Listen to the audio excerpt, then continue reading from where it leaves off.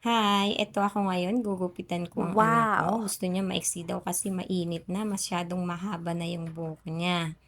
Ayan, pagkagising, gugupitan ko muna siya bago siya maligo. Ayan, Yes! nilagyan ko muna ng tubig. Wala kasi akong spray, kaya ang ginamit ko yung tubig sa mineral, yun na What? lang ginamit ko, 'di ba?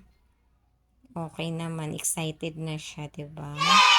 Oh, ang gamit kong gunting yung sa bandage, yung sa hospital kong gamit 'yan, 'di ba? Nurse na nurse talaga. Wala kasi ako ibang gunting dito, ito lang ang puwede kaya eto na ginamit ko. Puwede naman, 'di ba? Ayan, Yes! malikot, malikot na bata. Ang hirap gupitan pero okay lang. Simula baby siya hanggang ngayon, ako lang palagi ang nagugupit sa kanya. Ganito ang paggugupit. Pasensya na kayo, ang gamit ko yung sa bote lang na tubig. Wala kasi akong spray dito na pwede magkalat, 'di ba? Ayan, binasa ko siya. Una, ang gagawin niyo ganyan muna 'pag mahaba ang buhok ng anak niyo.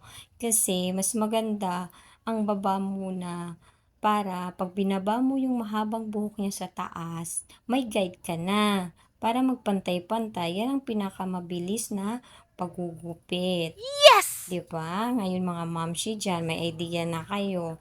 Sa totoo lang nag-training talaga ako sa paggugupit kasi Wow! alams na mas okay na rin na may alam sa paggugupit yung mga momshi diyan para makatipid-tipid tayo.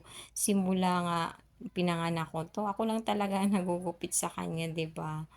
Oh, ayan, buhos na naman. Pasensya na yung mga nakakakita diyan kasi wala po akong spray kaya pasensyahan niyo na kung binubuhusan ko yung anak ko ng bottle water. Eto na siya, pasensya na po hindi niyo nakita yung pagputol ko sa mahabang buhok niya kasi nga po akala ko naka-on yung camera, hindi pala. Pasensya na, pero ito na siya. Ganito lang po ang paggugupit.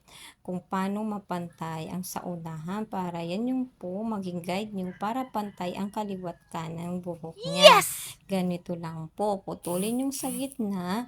Katapos yung putulin sa gitna, iside niyo siya. Yun yung pinaka-guide niyo sa kaliwat kanan para mapantay mo. 'Di ba? Ganun lang po ang paggugupit. At saka, mas mabuti na rin na ikaw mismo nagugupit kasi una, nakatipid ka. Magkano din yun? Pangalawa, mapapractice mo talaga para hindi ka pagupit ng pagupit sa labas, ikaw na mismo. Praktisan yung mga moms, yung mga anak nyo dyan.